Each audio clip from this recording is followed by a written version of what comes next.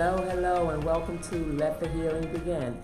I'm here today, your host, Patricia Bunton, with my co-host, Bunton. Yes. And we're excited about our show today, guys.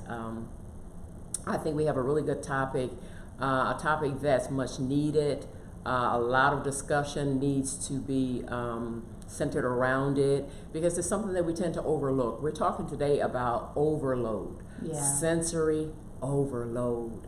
Something a lot of people don't necessarily know is taking place in their lives. And as a nation today, I know you guys know that we're being bombarded with a lot of stuff right now. There's a lot that's taking place. We get information. We have so much information on a daily basis, and we just take it in, we absorb it and deal with it, not realizing how that overload of information is affecting our bodies, affecting our psyche, and then we begin to respond in certain ways that may be negative or just totally just not us or out of character for us, and not realizing that there's a cause, there's a reason. So that's where we're going today. First and foremost, we want to take the opportunity to extend our sympathy to the families of George Floyd. I think we already shared last week about Ahmaud Arbery. And we're really in a place of grieving as a nation. And I think a lot of people don't realize that we're grieving. And these things that we're taking in and we're being faced and confronted with, it's important how we deal with them, how we learn how we go about dealing with them, and processing it definitely all. Because when we don't do that properly, of course we're going to have negative effects from it. And speaking in terms today of sensory overload, I didn't even have a name for what I was experiencing, but I understood that I was experiencing something and it was affecting me negatively. Over the course of a week, over the course of a day, let's just talk about a day, not even a week. Over the course of a day, I sit in front of my computer and I'm constantly researching, I'm constantly taking in information. Like a lot of us do. Like a lot of us on do. On a daily basis. Yeah. And then we have to realize too that our brains are computers. Yes. They are computers. They have to process all of this stuff that we're taking in and then hold it. And hold it. Yeah. And make it available so that we can retain, not only do we retain it, but be able to access this information. So there's all of this stuff that we're digesting, and like Donna shared, trying to process on a daily basis, and then we're confronted with all of the stuff that's going on in our nation. And we don't we just take it in stride, and particularly us women, because we have a tendency to just go and do and not realize when enough is enough. Because we compartmentalize. We compartmentalize things. So if I put this over here and this over there, and I'll deal with this tomorrow and tuck this part away, and I'm not going to deal with that right this minute. I'm not realizing that this stuff is someplace. It's still in the midst of our brains, y'all, and we're still dealing with this stuff. And some of the stuff just pops up at the most inopportune times, and we don't have a choice. We're confronted with it, and we have to deal with it. That's interesting that you said that, because so often we just shove things into the corner of our minds because we're trying to focus on what's immediately in front of us. Absolutely. Not realizing that we shove that thing into the corner. Exactly. And eventually we've got to deal with it, you know. And the thing about it is, if we begin to shove too many things into the corners of our minds, which I think we do subconsciously, just like you said. And that corner gets full, and just like when a closet gets full of things that we open the door and shove into it all comes out. One day the door's going to open and it all just comes tumbling out. And that's what I believe happens, and even is happening for a lot of us that are keeping ourselves tuned into the news media and and that's a lot on social media, and just having conversations with our families and our friends and coworkers. There are things that are just constantly taking up the energy of our minds and even of our physical bodies, and it really does take a toll. It does.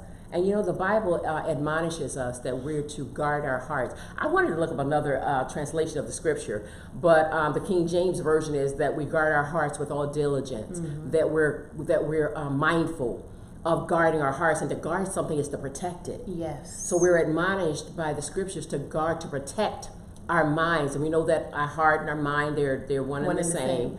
But we're to do it with all diligence, that we're to be constant and effective in protecting our minds, because out of it flows the well springs of life. That's right. And that's the place where we live and we breathe and we have our being. What we retain, those things that we take in, those things that we retain. And the Bible tells us that we're to be careful of the things that we allow in. Yes. First and foremost. And I think it's important not only that we're mindful of what we allow in, but how we deal with what we allow in as well. Because we can just take in stuff on a daily basis, like we said, with the mind being, the brain being a computer. It's going to process things at the rate that we deal with them. Right. So we have to be careful how we manage and how we deal with the stuff that we let in. We have to be careful that we don't let a whole bunch of negativity in, first and foremost. Yes. But like Dawn was sharing, and I shared as well, it's just inevitable that we're going to take stuff. And this is the age that we're living in. We're living in a technological age. Right. So, everything that we deal with pretty much, like now, people are quarantined home. We got Zoom meetings. Yes. 2 and 3 and 4 and 5 Zoom meetings a week, my people. Yes. This is what we're dealing with. And that's something that's not the norm for us. That's right. And even when your workouts become Exactly. another source of you being digitally connected to technology, our whole lives have almost become consumed with Isn't that interesting? digital or technologically issued information or sources of exchange that we were used to having in person. And I didn't even think about that aspect of it. I was thinking about how we do Zoom so much, and like you said, you guys exercise online. Right. And there's so many other things that we're doing online. Our children are studying online. Yes. We're going online to get information to school them and to educate them. So it's just constant, day in and day out. And for me personally, what I began to realize was I can tell when I'm getting into sensory overload because my mind just goes awry. It's like I can't retain a thought. It's like it's here 1 second and it's gone the next. And I'm just fidgety. I'm just not at ease. And I can tell that I'm restless. I've taken in too much. Yes. I've taken in too much. Just like the computer can go on overload. Yeah, and you have to start deleting stuff. Because it freezes up. Yeah, ooh. It freezes up. And that's pretty much what I did. I couldn't function. Yes. Yep. That is so interesting. Too much. It's too much. And so, just like you said, we've got to start closing some of those open windows. Yeah. Right? Oh my goodness, I'm loving that. We've got to start deleting some of those unused, unneeded files. Wow. And so that's what we've got to do. We've got to start shutting some of these windows and doors that we have opened our souls up to. And we've got to have just what we need open before us. That's it. And so only those things that we need to focus on immediately, our families. That's right. Our jobs. For those of us that, whether you're working at home or in the office, if you've committed to a job, they need your full focus and attention. That's true. That you committed to do when you said yes to being hired there. We also need to make sure that we're keeping ourselves open to the presence of God. Yes, that's where I was the Word going. Of God. Oh my goodness. Like you, I started to recognize too just a restlessness and almost an irritability. Just too much, and then your emotions are on like level 10. They're all over the place. You know what I mean? And so I immediately said, "Wait a minute, I've got to spend more time in worship." Because that brings my balance. That's the balance. That brings my balance. Yes. So that I don't tip over to one side. That worship just brings that place of refreshing and peace in our souls that we cannot get from around us. Any other way. That's it. Yeah. That's it. And something you said was so key about the emotions. And like, again, we as women tend to be more emotional than men. And when we get to that place where we find ourselves just overly emotional and we're not understanding why that the least little thing annoys us or irritates us, or our spouse or a significant other is getting on our nerves, and the kids are getting on our nerves, just unusually so. Right, because they will get on your nerves, yeah. But unusually so, we have to stop and check ourselves. Yes. And getting back to what I was sharing about me from a personal perspective, it was just last week, just the other day, I realized that, okay, I've taken in too much. I've done too much. I have too much on my plate. I have too much on my mind. And yesterday, I just determined that I was going to take a day. And when I say take a day, I mean shut down. I don't want to think about anything. I don't want to do anything. I ended up doing a couple of things that were just a tiny bit stressful. But it was all in fun. So it wasn't major. But I realized that I had to shut down. And then I had to start deleting stuff. Yeah. I had to start getting rid of stuff. Okay, there's nothing I can do about that. I can easily resolve this. But I had to just start, taking things away. Yes. Erasing stuff. Yes. And then I felt that peace. And like you said, in the presence of the Lord. And that's where I go. That's where I have to go. Oh my God, that's where I have to go. And I just felt that peace started to overshadow me as I began to just relax. And then I did a little test dry run. And I tried to remember something that was like super hard to remember because I do a lot of brain teasers with my own self. And I realized that I was relaxed now. And I was back in my space, in my good space. But realizing, y'all, that this stuff is our reality. Yes. Particularly now dealing with the COVID-19 situation and the quarantine place that we're having to live. This is where we're having to function from. Right. And it's unavoidable. It's Right. not like we can get around. Like I said, there are people who work from home.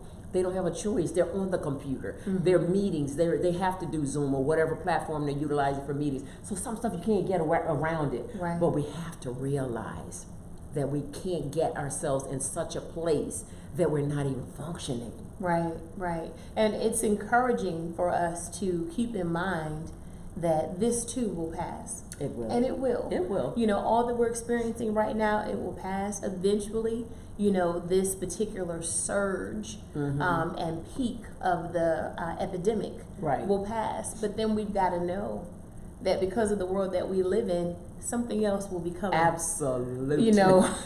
Along the path, perhaps even on the heels of. That's right. The one thing that finally blows over. And so we've got to find a way to we've got to find a way to maintain our sanity and to maintain our centeredness. Yes. In the midst of chaos. That is so true. And it really becomes an art and a skill to be able to do that, because when you look around you and see people becoming unstable and unbalanced, and rightfully so, when they don't have the right foundation or the right anchor. And that's the key. Absolutely. That is the key. And so we've got to hold on to what we know to be right and to be true. Yes. Because that's the only thing that's really going to keep us in this hour is truth. That's it. That's the bottom line. And another thing that's key and important, as with anything, we have to first be in a place where we're willing to acknowledge that this is where we are. Right. Because I think we've shared once before, we as women tend to be we want to be superwoman. And that's Fixers. just not, we want to fix everything, we want to be the remedy for everything, and we're just not. We have to realize our limitations and acknowledge, okay, something is wrong. Right. Something's out of whack. Something's off key. Right. And just like we as women, we can determine and realize when something is out of whack in our bodies, in our physical bodies, in terms of our hormones being off, or whatever the case is, whatever we're dealing with at any particular time of the month, we can recognize. Right, we can recognize that. Right. But we have to recognize this because there's a spiritual aspect to this whole thing that we can't deny, we can't eliminate, we can't overlook it. And we know that the enemy will want nothing more than to get us so distracted and so caught up in just daily living, y'all, just trying to function and maintain sanity on a daily basis. He would want us to get in that place where we get so consumed and so overwhelmed that, like you said, we forget about our place with the Father. Right. That we neglect our time with God. And I'm telling you, the Bible says that God will give us peace. Right. That surpasses all of our comprehension, all of our understanding. And in order for us to be able to flow from that place of peace, the only place it's going to be found is in the presence of the Father. Absolutely. So we have to make that time for God. We can't neglect our relationship with God in lieu of all of the other things that we have to contend with. Right. It's a part of our being. It's a part of our staying centered. It's a part of our maintaining my sanity. Right. That's where my sanity is. That's where I find the strength to maintain my place of saneness. Because outside of that, I will be a raving maniac. Absolutely.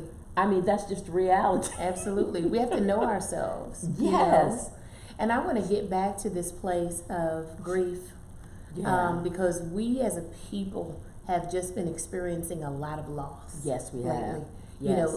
Many people have lost family members and friends, loved ones to, the coronavirus.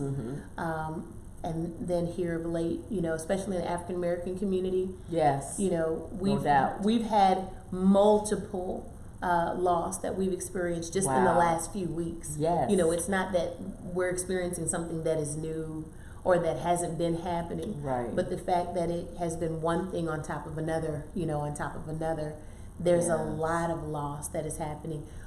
People have lost their businesses. Yes. People have lost hope.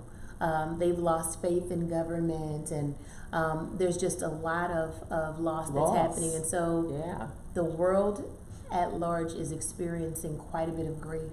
Right. And so a lot of times we don't even realize that we're grieving. And as a nation we are. Absolutely. And so we've got to recognize, and they talk about the 5 stages of grief. Yes. And we've got to recognize which stage we're in.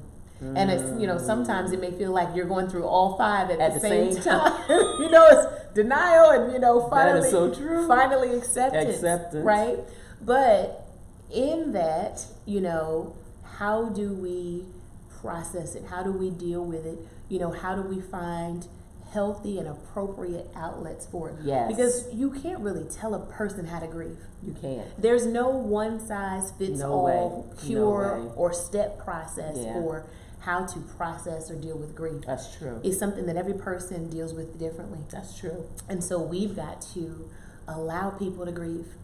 We've got to allow one another to grieve, and we've got to recognize when grief is happening within us. That's true. And so when that is the case, we first want to allow it to process out. Yes. And not keep it in, right? Yes. And not deny that we're being affected by what is happening, because that's right. There's a problem if you're not affected by what's been happening. Absolutely. In the world. There is a so serious problem. I mean, if you're not in any way affected. Come on. Yeah, grown men have wept. Absolutely. And shed tears, because this is real. This is the world that we're living in. Yes, it is. And we're not, and I like to share this because I want to jolt people from that place that we've fallen into. We're not talking about black or white. Right.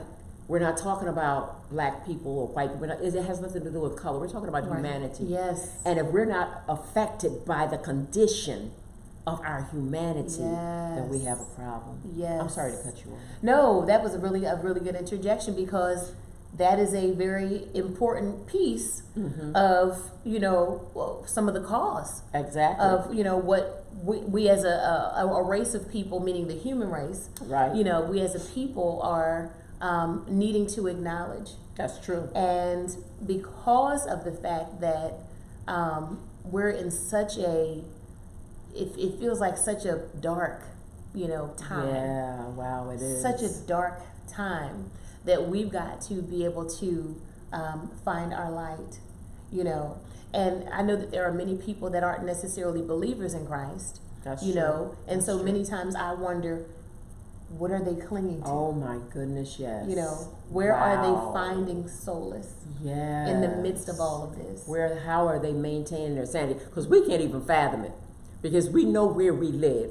And like I just shared, I know where my peace is. I know where my place of sanity is. But we have to realize and acknowledge the fact that there are people out there who don't have who don't know God. They don't have a relationship with God. How are they processing this? How are they maintaining their sanity? There were people who were committing suicide just from the quarantine. It became so overwhelming, and I'm sure it was much more than that. Probably was the fact they lost their jobs, or they had financial issues or situations they were dealing with, perhaps even relationship issues that they were dealing with, and those things become compounded after a while. And if they become overwhelmed, and like you said, they're not rooted or grounded, or they don't have that spiritual foundation, then what is there? Hopelessness will overtake them. Absolutely. And they feel that their only recourse is to get up out of here, to leave all of the stuff that's causing these situations in their lives. And that's why I thank God that those of us who are believers, we know where to go. We know what to do. And we know that our peace is in God. But one of the things you shared was really key. And that is that we really and truly do have to allow ourselves to go through what we're going through. Yes. And acknowledge that this thing is real. We're not superhuman. Yes. From a spiritual place, maybe. But we live in a world that's a temporal world, that's a natural world. And even though we know that we're tripartite beings, we still have to function in this realm. Because it's sensory. It's sensory. And we hear, we see, exactly, Absolutely. we feel, we touch. And we're affected by, our psyche is affected by these things because it's a part of who we are, it's a part of our makeup. That's right.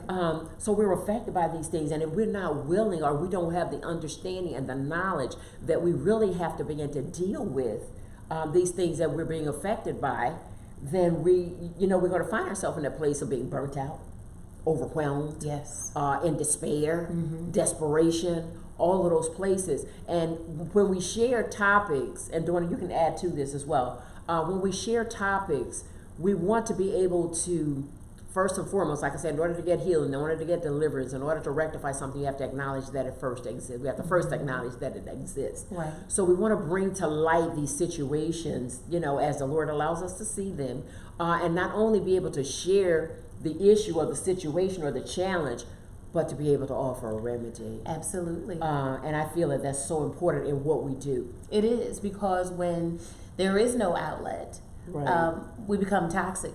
That's right. When we think about just a natural example of the fact of we need food to survive. Yep. And so, if we eat and feed our bodies so that we, have what we need as far as sustenance goes, at some point there has to be an outlet. That's right. If we don't have an outlet, we become toxic and backed up, right? Without getting graphic, I know y'all understand. Y'all get the gist, absolutely. Right? And so that when we become toxic, we become poisonous. Yes. And that poison will eventually kill us. That's true. And so the same thing happens emotionally. There has to be an outlet. There has to be a proper outlet. Right. Or else we will become spiritually and emotionally toxic. That's true. And that poison will eventually kill us. That's right. You know what I mean? Wow. Whether it kills us naturally or if it kills our spirit. And the who we are. You know what I mean? And we just become some other person. That's true. You know what I mean? To the point that we don't even recognize ourselves any longer. That's true. And then what we have to understand too is that not only are we affected by this thing taking place in the midst of us, but people around us. Yes. Our families, our children. When we get to that place where we're just toxic, eventually when it spews out, somebody is going to catch the brunt of it. That's right. And have to deal with it. And I just want to change this up for just a second as to how we would relate that to what we're dealing with in our nation. Things that have been happening in our nation over generations and over a long period of time that were not dealt with. If those things are there and they're allowed to fester and they're allowed to just be there and continue to boil over, eventually you're going to have an eruption. They erupt. And that's into basically, violence. exactly, and that's what we're seeing, that's what we're being faced with even in our nation today. Yes. This thing was boiling. And there was eventually going to be an eruption. Yes. And it just so happened, this one thing happened this past week that caused that eruption to take place. Right. So it's just important in us being willing to deal with, to acknowledge, like I said, these things in the midst of our lives and be willing to deal with them. We have to find like Donna said, we have to find our own solution. We know that God and our faith, of course, is the foundation that we draw from. Right. But there are other things, there are natural things that we can do. Like I said, I had to shut down for a day. I had to take a day and just shut everything down. I advise that, period. We need those quiet times. Absolutely. We need those alone times where we can just get away. I mean, if we can't go get a pedicure, we can't go get a manicure or Not facial. right now. Not right now. But find another recourse, find another solution that works for you, something that'll work for you, something that's reasonable, right, that you can actually do on a regular basis for self-care. And the thing that I began to realize is that I have to do this on a daily basis. You know how you back up your computer on a daily basis, right, so that you don't lose the resources and the right, information. I need to do that on a daily basis. I had to realize that I have to woosah at the end of my day. Oh, yeah. And realize that I've taken in a lot of stuff. Yes. And then I have to, and I ask God, everything I don't need, take it away. Just erase it. Take a pencil and erase it off. Just hit the delete button nonstop until the things that I don't need are not there any longer, so that I can effectively deal with the things that I do need there. Yeah, I mean, I think that is important that we are realistic. Yes.